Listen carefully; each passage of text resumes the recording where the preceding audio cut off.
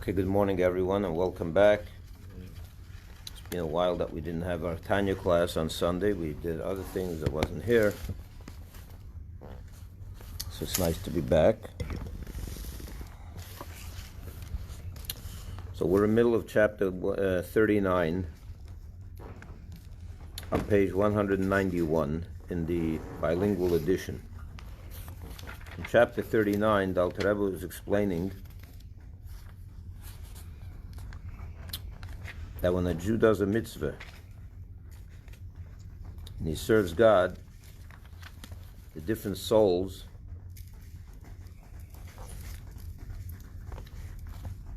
who's serve God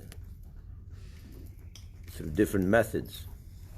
For example, there are some of us that serve God with a love and a passion that results from our understanding God, the greatness of God, which produces this passionate love for Hashem, as one would expect that a human being's emotions hopefully are based on his intellect, on his thoughts. In other words, the emotions are produced by his intellectual grasp of the greatness of God. As such, he is his divine service then, which results from that love. For example, if he prays to God, or he puts on tefillin, or observes the Shabbat, or whatever mitzvah he's doing, he or she is doing, if it comes from his love that was produced by his intellectual grasp of the greatness of Hashem, then that neshama later on in the afterlife rises to the world of Bria. There are four basic worlds, as we know. Atzilus the highest, Bria the second, Yetzirah the third, and Asiya the fourth. The world of Bria is where God's intellectual attributes shine mostly. And therefore this Jew, this soul who served God because of his intellectual grasp of Hashem, so his soul later is elevated to the world of intellect, which is Bria. A Jew whose service of God, his performance of mitzvahs, comes from his natural love of Hashem, not so much a love that was produced because he has this great understanding and grasp of Hashem, but because he's born Jewish, he has a neshama, and he loves Hashem because he has a neshama. It's an innate love, just like a father loves a son loves a father. Your son loves your father because he understands the greatness of his father. Not necessarily. Some fathers are not so great. And yet the children love them anyway. And so that's an innate love. It's a natural love. So a Jew that serves God out of such love, when he, in the afterlife, when he passes on and his neshama goes up to enjoy paradise, which world is he going to be mostly enjoying? The world of Yetzirah, which is where God's emotional attributes are most revealed. Okay, so you have the two worlds. Bria is the intellectual world, and Yetzirah is the emotional world. Depending on how your mitzvahs came about, whether they came from an intellectual grasp or came from an innate love, that's where your reward will be later. That makes sense? Makes sense, but what about if you love them in both ways? If you understand them and love them? Then you go to the world of Bria, the higher world, the world of intellect. Now there's an even higher world than those two, and that's the world of Atzilus, the highest of the four worlds. What's the world of Atzilus? So that's where we're holding right now in the chapter of 39, page 191. On the right column, we have the circle and the triangle. Got it? The world of Atzilut, however, is beyond the intelligence, comprehension, and understanding of a created intellect, of a human being. Of a created intellect, be it what it may be, no matter what this creation is. We are creations, therefore, as much as we can understand God, we can never really appreciate Atzilus. That's beyond our grasp. That world is totally beyond. Because the Chochmah, the wisdom, Bina, understanding, and Das, and knowledge of the blessed Ein Sof of the infinite God, are united with it therein in perfect unity. God's intellect, His attributes are united with the world of Atzilus, with the 10 Sfirot, the 10 attributes of Atzilus, in perfect unity, a profound and wonderful unity which infinitely excels in degree and form that which is found in the world of Bria. In other words, I'll explain it to you first orally, outside, and then we'll read it in the Alter Rebbe's words. The world of Atzilus is a world where God's infinite light shines unencumbered. It's not limited, it's not contracted, it's not diluted, none of that.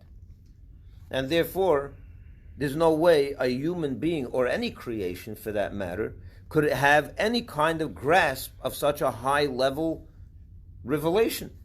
It's just too much for us. We would never be able to even approach that.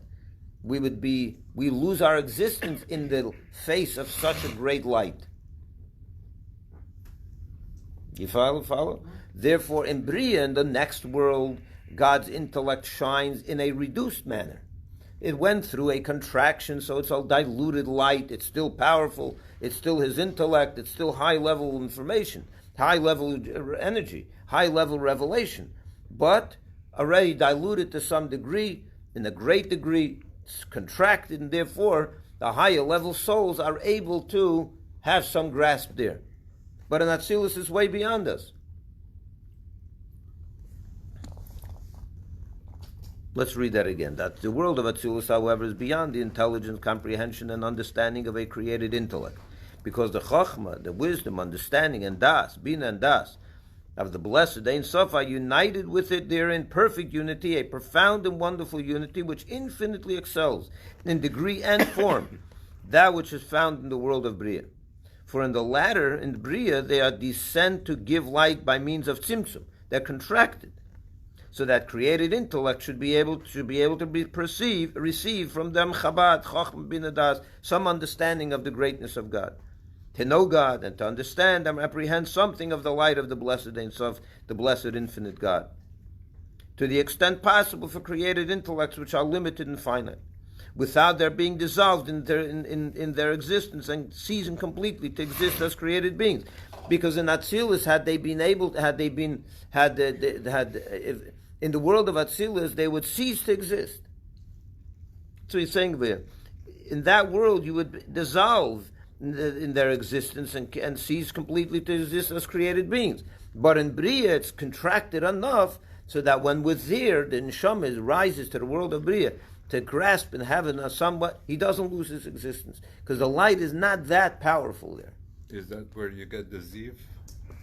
Soon, we're getting there, Only to revert to their source and root, namely godliness itself. In other words, in Atzilus, you would lose your existence and you would revert back to your source and you would not be an independent being. In Bria, you could be an independent being and not lose your existence, as have some grasp. It is this tzimtzum, this contraction, that is the cause of the glow of Chabad, Chochmah, Bina, Das, the wisdom, understanding, and knowledge of the blessed Ein Sof, illuminating the souls of the world of Bria. It's that tzimtzum, that contraction, that the light of Hashem, His intellectual attributes, are able to shine in the world of Bria through a contraction, which gives the neshamas, the souls that are in that world, ability to grasp it and not lose their independence. It is different in the world of Atzilus, that higher world, where we're on the next page, 193, where the Chochmah, the intellectual attributes, are not subject to the same extent of tzimtzum. Over there, God is not so contracted in that higher world. Consequently, it is impossible for created intellects to apprehend them. That is why no thought of the created intellects, us, or any uncreated intellect can apprehend anything there. It's impossible. Hence, it is the abode of the great tzaddikim, who can have any kind of relationship with the world of Atzilus, the greatest tzaddikim, the holiest of the holy, whose service supremely transcends even the quality and fair love which are derived from the understanding and knowledge of his blessed greatness. What we say till now, there are two forms of service, right? We'll soon learn that there's a third lower one. But the two that we were talking about till now is love that comes from the performance of a mitzvah that comes from an innate love, and the performance of a mitzvah that comes from a love that comes from an intellectual understanding. Those are the two worlds of Yitzira and Bria. What about that higher world of Atzilus, these great tzaddikim? What's their level of service? Even beyond that which comes from intellectual grasp. What is it? You with me? I lost you. No. Good. No, you're listening. Let's read that again. The seventh line. Hence, it is the abode of the great tzaddikim, the great holy righteous individuals, whose service supremely transcends, beyond, even the quality of fear and love, which are derived from the understanding and knowledge of his blessed greatness. Just as the world of Atzilus is far beyond the understanding and knowledge of a created intellect. The world of Atzilus, by definition, is beyond the understanding of any created intellect. So therefore,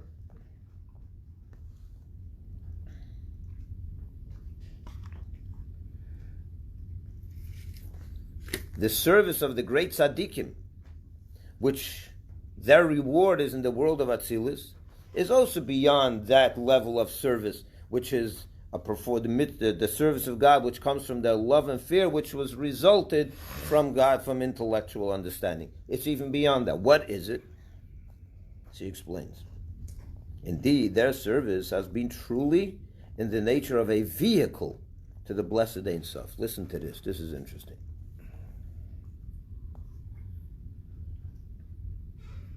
Being nullified to him in existence and absorbed into his blessed light, they and everything they possessed, through the fulfillment of the Torah and commandments, in the way which has been said of the patriarchs, that they personally constituted the chariot, because throughout their lives this was their service. Let me explain first outside. It says that the three fathers of the Jewish people, Abraham, Isaac, and Jacob, constituted, they were the chariot of God. What is a chariot? What is the meaning of this? They were God's chariot. You know what a chariot is? The one that would drive. Chariot is when you're like a wagon with a horse and buggy. Chariot, yeah. Let's use it in our terms. Today, what's a chariot? A car. A car is a chariot, fine. They would drive the message of God. These people. It's a little more than that. I'll tell you what it means. Your car, when you wake up in the morning and you want to go to shul or to work, wherever you're going, you get into the car and do you have a conversation with your car and say, could you please take me to shul? Or could you please take me to work? If you have a Tesla, yes. Yeah. My car, I have to beg every morning to take me there. Rabbi, in 2 years you won't have to beg. All you gotta do is just say, Chaim, take me to the shul. And it'll take without you doing anything. What is a car? A car doesn't, it's a servant. What's a servant? Let's start from a higher level first, or a lower level. What's a servant? A servant is a maid, a slave, whoever it is, someone that serves you. He's completely devoted to you. But would he rather sleep in the morning? The servant would probably rather sleep in the morning and not have you bother him. He's devoted, so the minute you wake him up, he's up there on his feet and ready to do your bidding. But he doesn't really, he has his own interests. He's just foregoing his own interests on behalf of his master's interest. A car is not like that. A car doesn't have its own interest. The car is there for one reason only. He has no will of his own. He's there to serve at your pleasure. That's what it's there for. Car doesn't have a will of his own. It says that the patriarchs, Abraham, Isaac, and Jacob, became the chariot for God. They became God's car. He rode them. He rode them. They were there for him. They had no independent will of their own. Doesn't mean that they don't have their own wants, their own will. What does that mean? They're not inanimate objects. They're not cars. The meaning of this is that they so transformed themselves that automatically their will was in line, in sync with God's will. They had no independent will of their own. Everything they wanted was automatically what God wanted. That's a chariot. That's a level of divine service that's completely beyond your normal average individual. It's the holy and righteous, the few individuals throughout the generations that are at that level, that constitute the chariot. When someone serves God like that, his ultimate reward is in the world of Atzilus, to appreciate later on in the afterlife the glow that shines in the world of Atzilus. But that's far and few in between. Let's see it in the Alter Rebbe's words, yeah? We're on page 193 here. The reward, where are we? What is for him? On top of page 193, yeah. It is different in the world of Atzilus. We're at the very beginning of the page. Yeah. It is different in the world of Atzilus, where God's attributes of wisdom, understanding, and knowledge, the Chabad of the world of Atzilus, are not subject to the same extent of Tzimtzum. They were not contracted like in the world of Bria, the lower world. Consequently, it is impossible for created intellects to apprehend them. That is why no thought of the created intellects can apprehend anything there. It's just too beyond us. Hence, it is the abode of the great tzaddikim, very unique individuals, whose service supremely transcends even the quality of fear and love which are derived from the understanding and knowledge of his blessed greatness, which we said before are the world of Bria. Just that the world of Atzilus is far beyond the understanding and knowledge of a created intellect. That's not how you access Atzilus, through understanding and intellect. That's because it's beyond that. How is the relationship a person can have with the world of Atzilus? And he explained that's what he says now. Indeed, their service has been truly in the nature of a vehicle to the blessed Ein Sof, being nullified to him in existence and absorbed in his blessed light, they and everything they possessed, through the fulfillment of the Torah and commandments, in a way which has been said of the patriarchs that they personally constituted the chariot, because throughout their lives this was their service.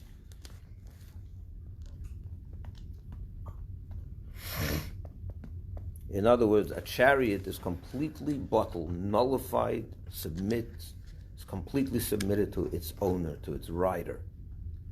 It has no will of its own. That's what we mean over here by complete nullification. What's the words he uses? Being nullified to him in existence and absorbed in his blessed light. They were one with Hashem in that sense. They had no independent will of their own. But they did. They did what? Abraham decided to go down to Egypt. He decided to ask his wife. Did? He didn't decide. Hashem told him, so he went. Yeah, but then he asked Sarah to say that she's his sister. That's not will of God. Why not? Maybe it was. Maybe, but... Probably was. That's the point. Avram and Yitzchak and Yaakov had no other independent desires outside of the will and desires that God had. That's it. That's what a vehicle is. And everything you learn about them should be seen through that prism. Total nullification in one with Hashem. It's a level that most people can never reach. It's just beyond us. Atzilus is beyond us. You're right. I wish we can reach Bria or Yetzirah even. If only we can reach those levels. And that's what the Alter Rebbe is going to say now. He's going to say, let's not talk so much about Atzilus because that's beyond us. Let's be practical about us. Where's our world? Where's our reality? Let's see what he says. But as for him whose soul's root is too small to contain such perfect service, so as to be nullified and absorbed in his blessed light by constant service. If you take a look before this line, before that triangle, he said, why were the forefathers considered chariots? Because the last line over here, because throughout their lives, this was their service. They didn't have any other independent, they didn't have my moments and God's moments, yeah? They didn't have that. That throughout their lives, they were the chariot. That means they were totally in one with Hashem, through and through. You and me do not reach this level. Maybe we have such moments, but certainly not throughout our lives. But as for him, let's move on now. But as for him whose soul's root is too small to contain such perfect service, so as to be nullified and absorbed in his blessed light by constant service, but only at such intervals, once in a while, yes, and times which are propitious on high. There are times that there's a special Eis Ratzon, there's a special, it's a propitious time in heaven, therefore it shines down here also to arouse us to be at a higher level of consciousness. Because during the prayer of the Amidah, for example, when we do the Amidah, a person who's very into his davening properly can have a feeling of such level of commitment and oneness with Hashem, which is in Atzilus. You know, in davening, there's 4 rungs. There are 4 levels. There are 4 rungs in the davening. The davening is called a ladder. You remember with Jacob's ladder, the dream? Jacob had a dream. There was a ladder on earth, and that reached up into heaven. So the sages tell us in the Kabbalah that ladder was a reference to, it was an image, that was the ladder of prayer.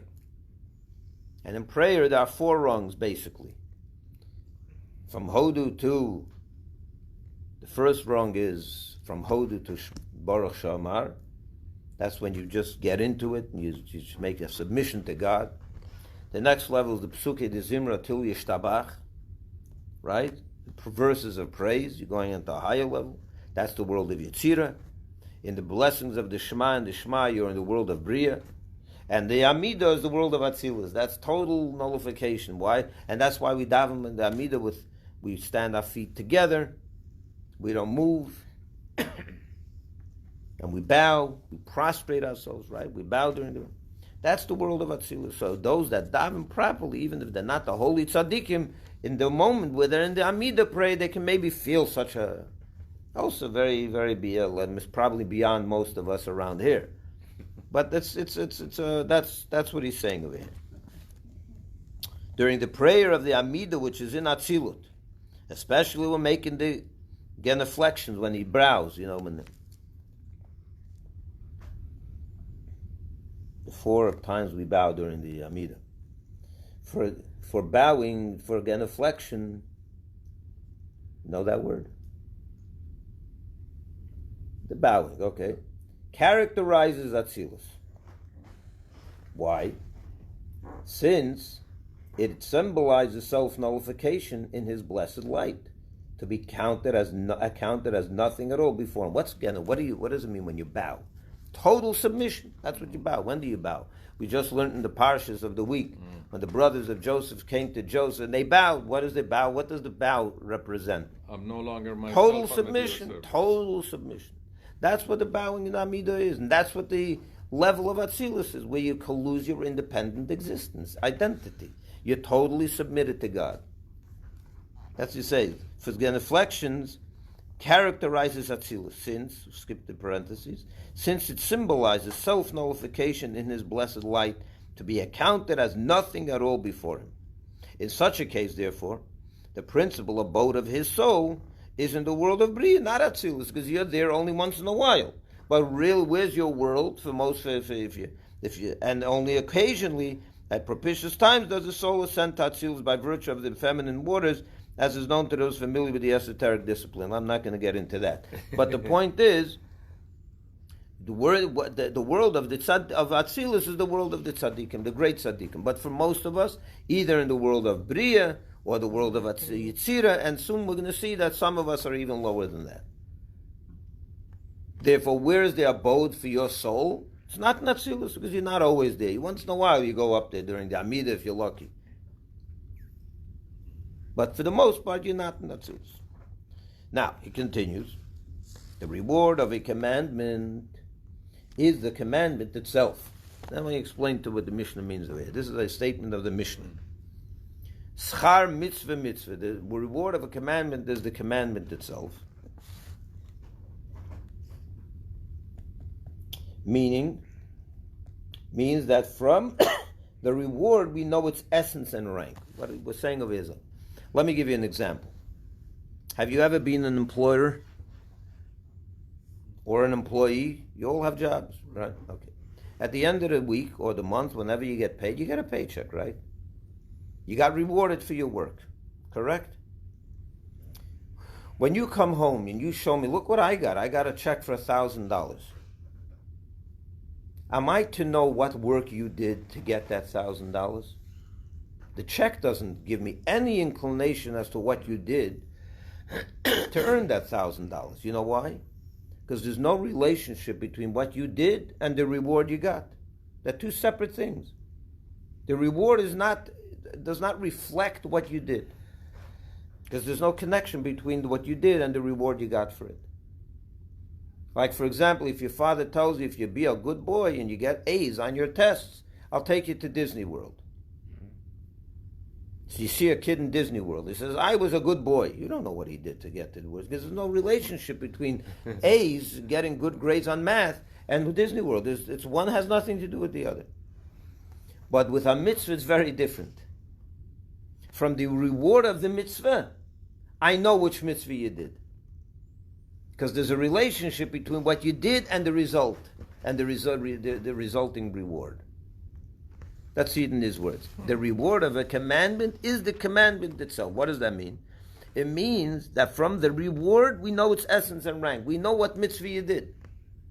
Because every mitzvah brings forth a different kind of reward, based on the spiritual light that is diffused in the world through this mitzvah, and you enjoy that light. What is the reward of a mitzvah?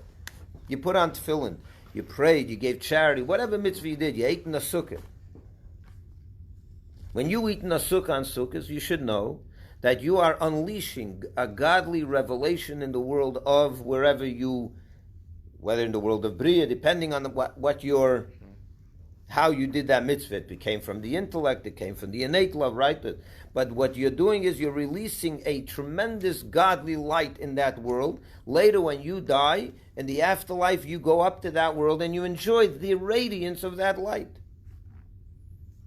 So if it's a sukkah, it's one kind of radiance. If it's lulav, it's a different kind of radiance. If it's tefillin, it's a third. Every mitzvah has its reward. Therefore, when you're getting the reward, it's identifiable that this is because of tefillin. This is not a paycheck at the end of the work that has nothing to do with what you did. No, this is the result of your mitzvah. In other words, the reward is the mitzvah itself, because the mitzvah produces a godliness that you're going to later enjoy. And every mitzvah has its level of godliness that it releases and effuses. Okay. But we do not concern ourselves with the esoteric matters which are related to the great tzaddikim, because that's not me and you, right? Who are in the category of vehicle, and therefore in the world of Atzilus. Our concern, Alter Rebbe says, is with the matters that are revealed to us, our level, to which every man should aspire, to know with certainty the essence and quality of divine service with a conscious fear and love in one's heart, stemming from understanding and knowledge of the greatness of the blessed Ein Sof, which has its place in the 10 spheres of Bria, the world of intellect, and of service with the natural fear and love in the mind, which is the 10 spheres of Yetzirah. Let me explain.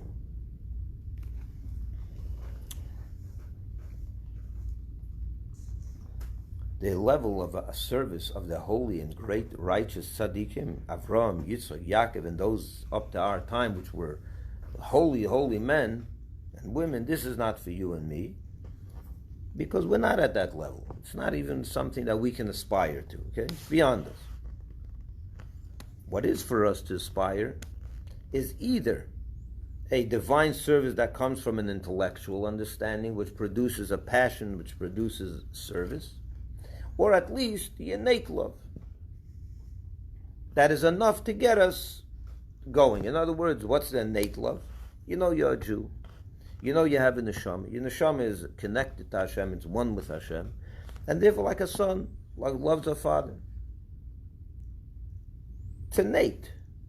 You love your father not because, as I said before, because you know that he's a philosopher and a great doctor and a great tzaddik and a great this and a great that. He can be a shlamazel. He can be a not nice person. And you'll love him anyway, because it's your father. It's innate. That's part of who you are.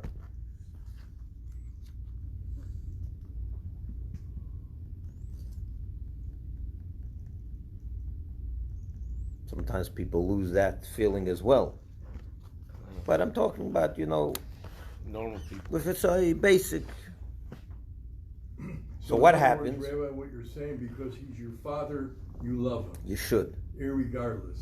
That's right. But there are different kinds of love. You're right. Different degrees of You're love. 100% right. Really. That is Right? true. I mean, hard to love somebody who's not nice to you compared, let's say, to your mother, who is really nice to you. It's different kinds of love. I agree with you. Even though, as far as the title father, to I'll me, tell it you. doesn't go that far. I'll tell you what. I'll tell you something. There are some fathers that have been so horrible to their children that it's very hard for the children to love their father, and vice versa. Some children have been so horrible to their parents that it's very hard to love them. So I'm not going into that's a Right. situation Yeah. that is very unique, and that's not good. But for the most part, if things are in the realm of the way it should be, parents and children have an innate love for themselves. And even such parents where the children cannot love them, they hate them because they did such bad things to them, they abused them, or whatever it is. Even sometimes you see, when they're on their deathbed, something will happen. They'll say, it is my father after all, I should go visit him. I should say my last goodbyes. It's my I don't know, my grandmother, my grandfather, my uncle, I should go say my last goodbyes. In other words, that there's an innate love. It's not based on intellect. It's more biological. That's right. It's innate. That's what I mean. Yes. Exactly. Right. So we have such a love for Hashem also. Why? Because we're Hashem, we have a neshama, which comes from Hashem, like our father. Why does a child have a natural love for his father? Because the father produced him. He comes from his father. He's a piece of his father and mother. We're a piece of Hashem. We have a neshama, which is a piece of God.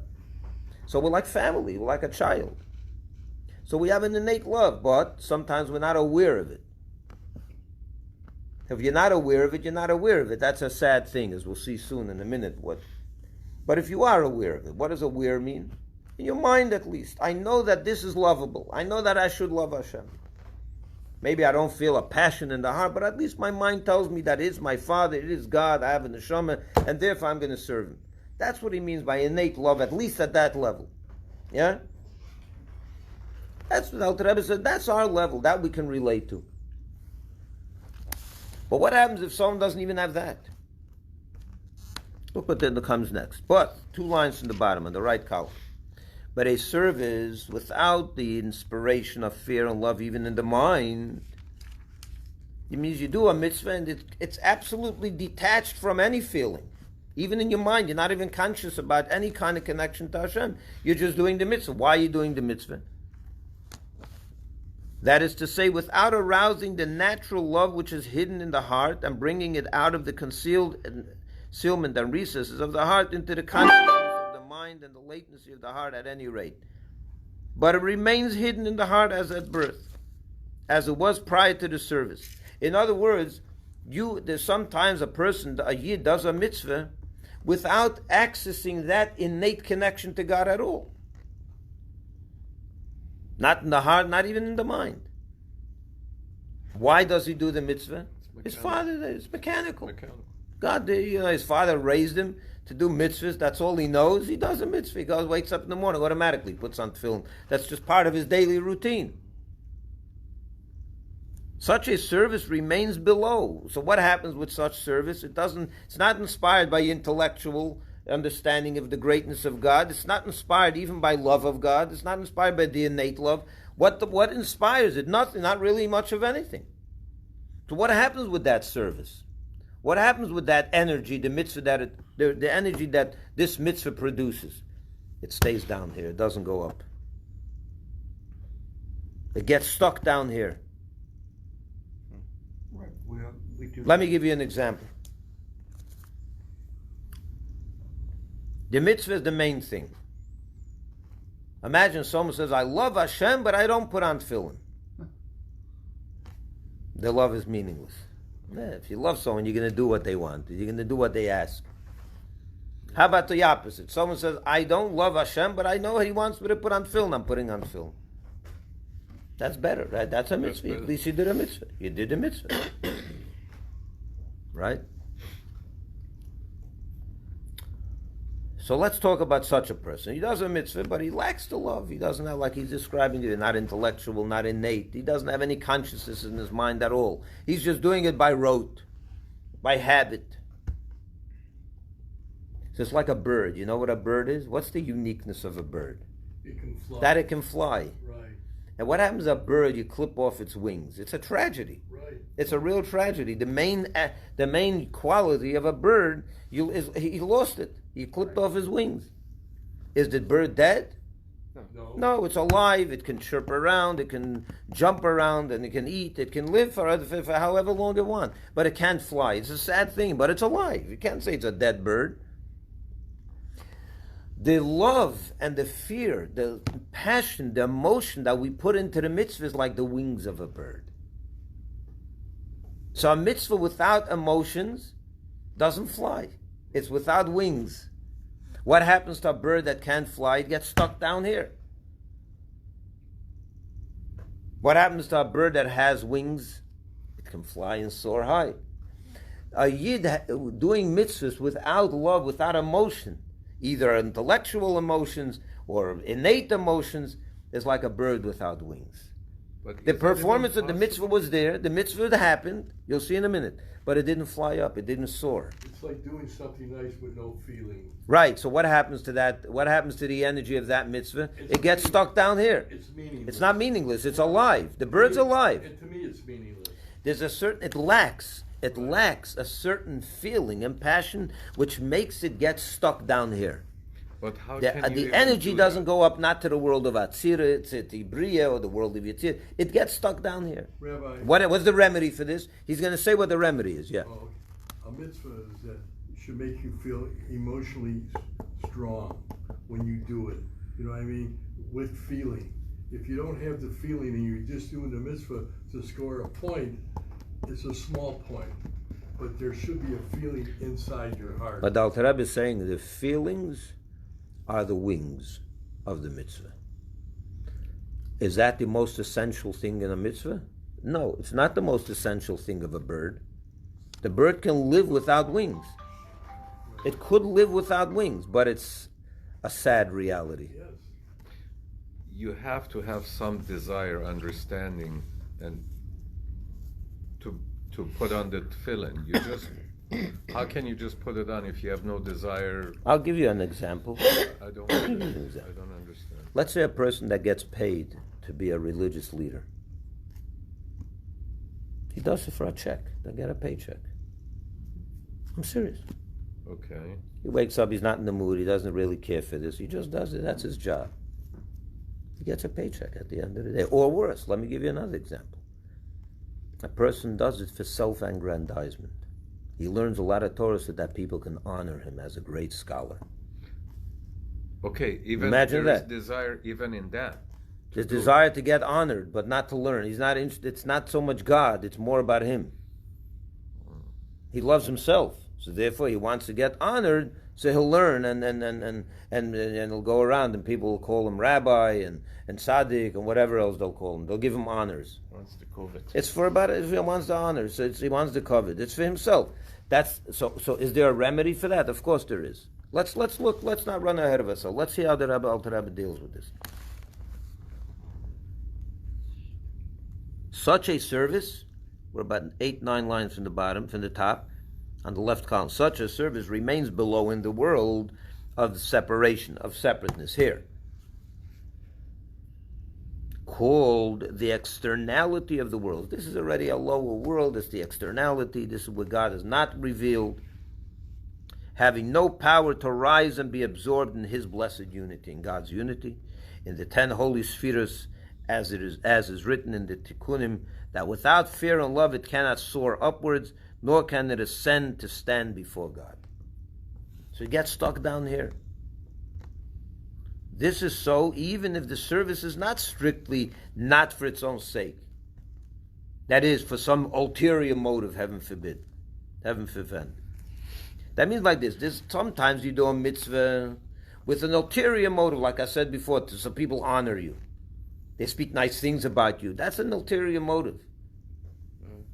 But even if you didn't do it because of that, you're not looking for honors. You're just doing it by habit. My father taught me that on Pesach night you got to go to Seder, so I'm there. I show up.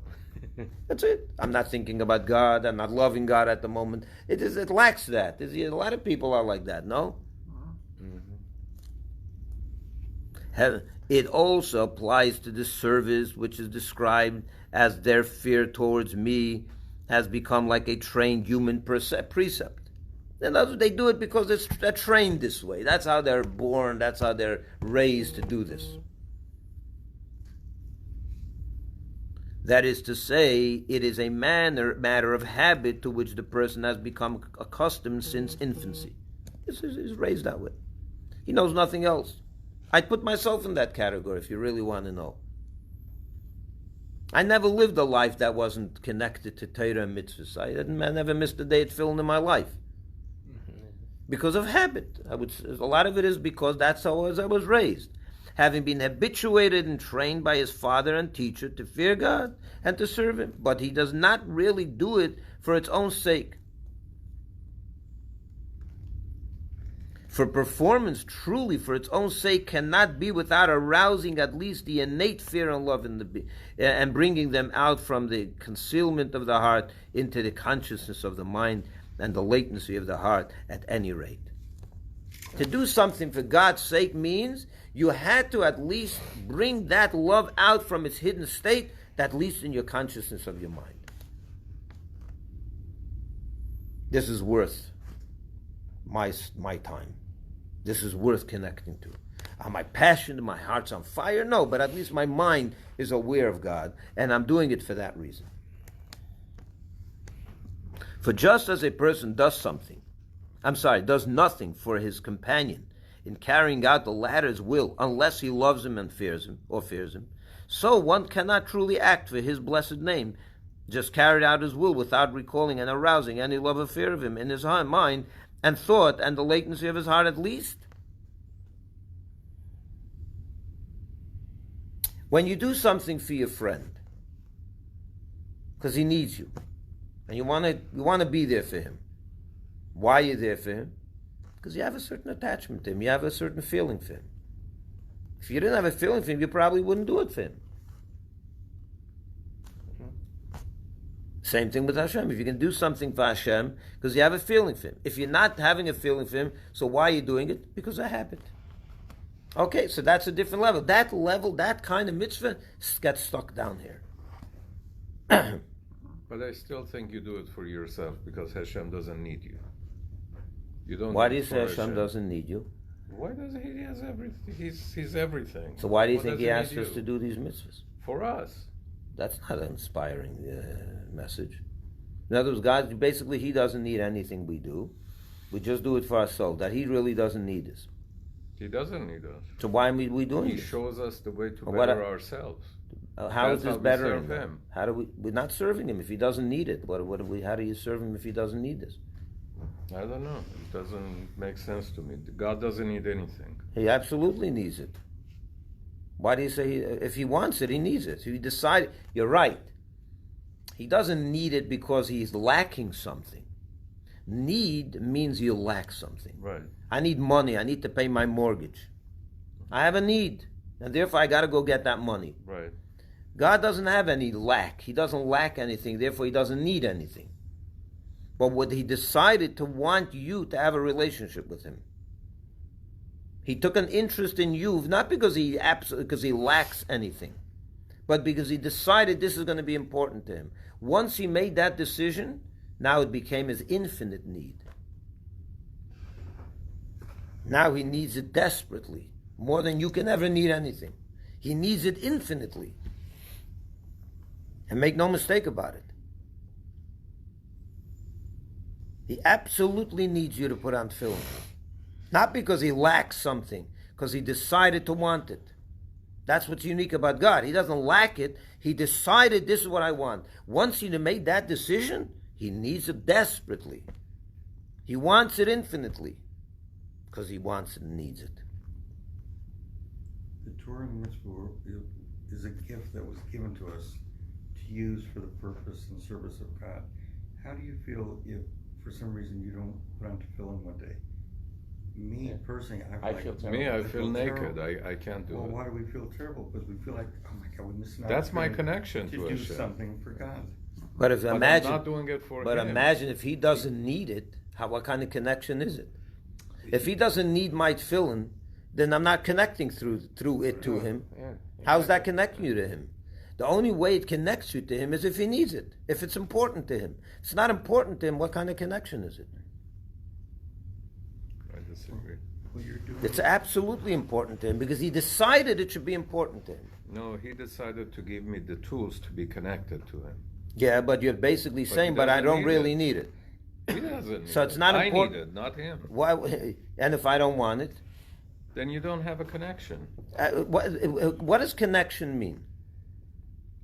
What does connection mean? Connection is being on his team. Connection means much more than The that. feeling you for it. Feeling, yeah, that you're on his team. You're You're feeling aware for of it. him. Okay, let me give you an example for this, okay?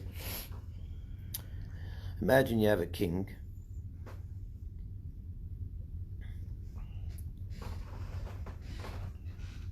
I'll tell you a story. There was once a Jew, a person, not a Jew, any person. They told the story of a person that was brought into the king's service. And the job that he was given was that he should stand in a room and turn a certain wheel, a wheel that was connected to the wall. And that was his job for 80 years. Well, and he did it with great passion. Why? Because he was convinced. It was obvious that behind the wall, there's some kind of apparatus that this somehow is connected to some energy, to some water that then plants. There's a whole kingdom going because there's a lot of things happening because he's doing this. Something on the other side that is beneficial. So he did it. Then, as he's retiring, he asked the minister, "You mind if I go to the other side of the wall and see what's one going time on." what I've done in my life?" He says, "Sure." He takes him around to the other side of the wall. The flat wall. There's nothing on the other side. Nothing on the other side. He fainted. The man fainted right there and then. Because he realized that he absolutely has been doing this for 80 years, and the king got nothing from him. Zero. It meant nothing to anyone. It had no value. He fainted. So let me ask you something. For 80 years, was this person connected to the king in any meaningful way?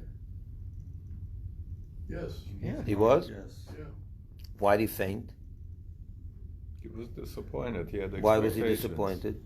He assumed the wrong thing. He expected. But so if they would have woken him up and say, "That's a wrong expectation. This is also okay," would you say then everything's fine?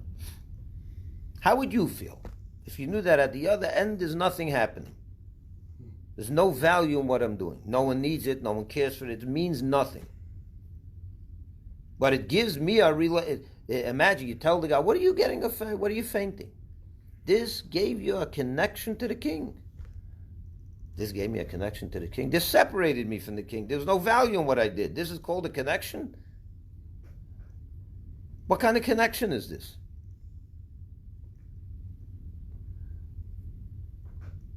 Meaningless, Rabbi. Total. So that's our mitzvah. You want to tell me that's what our tefillin are? For 80 years I'm putting on tefillin. There's nothing on the other side of the wall. No one needs it. That is not an inspiring message. Not for me and not for anyone. The word is that tefillin does affect. That's what we're learning over here. Something's happening in the world of Atzilus. Something's happening in the world of Bria. That the world is turning over every time I put on tefillin. There's a revelation of God in the world when I do a mitzvah. God wants it. God wants it for a reason. But you are 100% right when you say that when God created the world, did He need the world? He didn't need the world either. So why did He create the world? Why did God create the world if He doesn't need it? And we can all agree that He doesn't need it. When you say need, you mean there's something you lack. God lacks something, then He's not complete. We're learning that Shabbos morning. He doesn't lack anything. There's nothing you can fulfill. There's nothing you can add to Him. You know when you could? When He decides, I want this. I want this, then it becomes a desperate, desperate need. You think you need something. You think your mortgage is important. God has real needs. Not because He really lacks anything, but because He decided to want this. And once He made that decision, now that's it. That becomes the world, that becomes everything. That's a connection. So when you say we do the mitzvahs for ourselves, He's right about that also. There is a statement of our sage that says that God gave us the mitzvahs to perfect us. That's also true. It does perfect us. It makes our life much more fulfilled, meaningful, holy, whatever you want to call it. But it has definitely, the mitzvah is also, we're turning a wheel, not for nothing. God has some investment here. He absolutely wants these mitzvahs, and there's a reason why He wants them. Makes for Him a home down here, and that's what He wanted. So where were we? Oh, exactly. He wants to dwell among the Jewish people. He really wants it. Let's wrap this up.